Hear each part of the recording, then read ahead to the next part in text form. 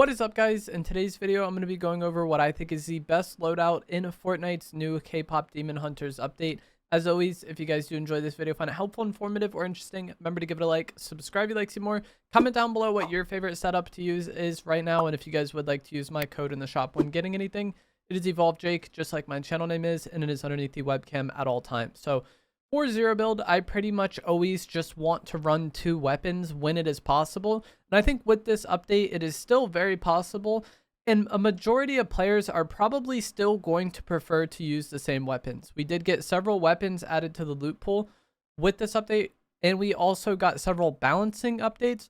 But I think a majority of players are still going to prefer the twin hammer shotguns. These weren't really nerfed at all.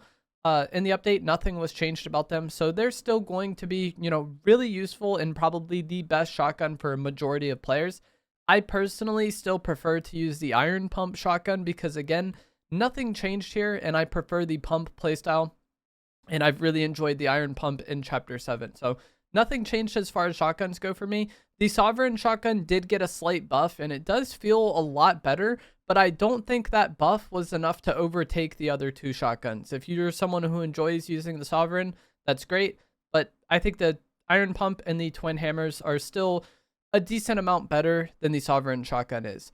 The same is kind of true of ARs. We did get several kind of ranged weapons buffed with the Hollow SMG, the Tactical Pistol, the Flex SMG, the Enforcer AR, the Tactical AR, all getting buffs, and the MK7 getting added to the loot pool. But the Deadeye AR didn't really get nerfed at all. There is a bug fixed with its pullout time, which definitely will take some readjusting to if you're someone who uses the pump and it. But I think a majority of players are still going to prefer to use the Deadeye this season. It's incredibly easy to use, it's incredibly accurate, it's incredibly consistent, and it's incredibly versatile. And if you only want to use 2 weapons, having something that checks all of those boxes is like best case scenario for you. However, I think this is a lot more up in the air than shotguns are. If you're someone who prefers the MK7, it's very viable. I get that. If you prefer the TAC AR, it's very viable. I get that. The Hollow Rush SMG, I think, is a lot better on this update. And if I'm not using the Deadeye AR, I have enjoyed using the Hollow Rush SMG a good amount. It definitely doesn't have the range that an AR would, but in close range and medium range, it absolutely shreds. And we have enough mobility in the loot pool right now to make something like the Hollow Rush SMG work. And I feel like that applies to a lot of the other weapons as well. The TAC AR, while it is third person, it'll be a bit lacking at longer ranges. The amount of mobility makes it a bit more viable. Same with the Flex SMG. The amount of mobility we have in the loot pool makes it easier to not really just get in those long range fights. So I think your medium range spray weapon is a lot of preference, but a majority of people are still going to prefer the Deadeye. My favorite is still the Deadeye, followed by the Hollow Rush SMG. The Hollow Rush, I think, is a lot of fun to play with on this update.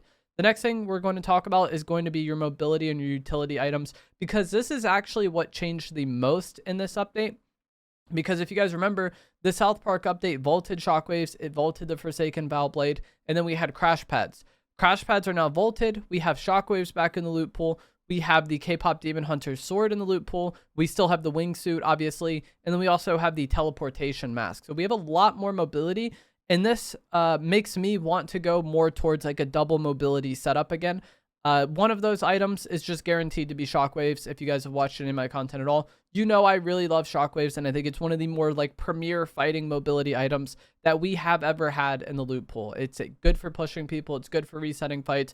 Good for, getting up high ground if needed or up a building. The fact that you can break through structures allows you to be creative with how you push people. And I think with this update, shockwaves are still incredible. There was a change made to shockwaves though. You can now only carry 4 in a stack rather than 6. And to me, this hasn't really affected anything. I don't feel like less motivated to carry shockwaves because I can only carry 4 now. And honestly, it feels like the spawn rate of shockwaves is higher than that previously was. It kind of feels like they reduced our capacity, but made them spawn more frequently. So if you're like active throughout the game, you'll probably find more as time goes on. And I actually quite prefer this. I would rather us be able to carry a bit less, but have them be very frequent than have them be very rare, but you can carry a bit more. Being able to carry only 2 less, I think is really going to be mainly a problem for people that just like panic, run away. Like if you take damage and then you were just going to spam all 6 shockwaves running away, that's probably going to be a problem. But I think if you use it kind of intelligently as a mobility item, you're not going to be missing too much with that capacity nerf, especially when we have the teleportation mask in the loot pool, which is going to be my next best choice for mobility. As I said, I would like to run 2 items. And for me, that's going to be shockwaves and the teleportation mask. The teleportation mask is very spammable. With shockwaves, you kind of have that limited capacity and you maybe need to use them more wisely. The teleportation mask, you could just use and use and use and use. The one that you can purchase at Sandy Strip, actually breaks faster than the ones you find just from looting. Like the durability is less. But the masks you can find from looting basically will never break, and this allows you to spam it at your heart's content, and this makes that limited amount of shockwaves that you can carry not feel as bad, because in situations that aren't very dire, you can use the mask if you just want to use it a bit to travel, if you want to use it to get up a mountain, something like that. In less make or break moments, the mask will suffice and you won't have to like burn shockwaves while still being very active. And this is why I was saying a lot of those other spray weapons are a lot better now than they were on the previous patch, because all of this mobility allows you to deal with the limited range of those weapons. If you're using the Hollow Rush SMG, the range is very limited. And if you're fighting an AR at long range, you're probably going to lose that fight. But with so much mobility in the loot pool, you don't need to have those long range fights. You can make it a close range fight. You can make it a medium range fight if needed, or you could just completely get out of there and fight in another circumstance. And all of this mobility, I think, allows you the creativity to use some of these other items while also allowing you to play aggressive, be active in the game, capitalize on those opening tags that I've talked about in so many videos. Mobility is so useful in zero build, and having both the mask and the shockwaves is great. You can also shockwave and then throw the mask while in air to get like really far out of it. If you're losing a fight and you need to get out of there, instead of just using all of your shockwaves, using the shockwaves and a mask together will allow you to get out of there a bit safer without having to spend as many shocks. And that's like kind of what I was saying. You can get by with less shocks now. If I don't have a mask, then I would like to run 2 stacks of shockwaves given the option. As I said, they do seem to spawn a bit more frequently now. So there's a lot of games where I end up just running 2 stacks of shocks until I'm able to get a mask off somebody I eliminate. I can't get, 2 stacks of shocks or the mask. At that point, I would maybe be carrying bunkers or something like the wingsuit, but that's kind of how my priority goes on those items. The mask and shocks, I think, is the best combo, and this allows you so much freedom on the map to kind of do whatever you want. The mask is also really good for setting up plays. You can throw your portal before you get involved in a situation. That way you have that easy out if needed. If you're having like a medium range fight with somebody, you can pre-throw the portal. That way it's there to teleport to right away once you do get damage on that player, so you're there a little bit faster. And in-game, I like kind of throwing it into the next zone. That way I can teleport to it once that area is playable. There's so much you can do with the mask. In the same way that there's so much that you can do with shockwaves, they kind of do different things. But I really enjoy using these items like this that have like so many different uses. So those are our 4 items thus far: shotgun, AR, shockwaves, mask. The final thing is obviously going to be heals. We have a lot of choices right now. The KPop Demon Hunters noodles are back in the loot pool, and I think this is just going to be the best choice. I also like having a chug jug. If it comes down to noodles or a chug, it's kind of a tough choice for me sometimes. But the noodles heal you very fast. The problem with them is they don't have the greatest spawn rate, and while you can purchase them at certain vending machines, those vending machines aren't guaranteed in every spawn like how the vending machines are. So there's a lot of games I have to end up using big pots. But my preferred choice would be the noodles just because of how fast they are. They also do give you a speed up effect, which can be nice as well. There's 2 items in the loot pool that are very versatile items. That is going to be the KPop Demon Hunters Shield Bubble and the Flowberry Mist Grenade.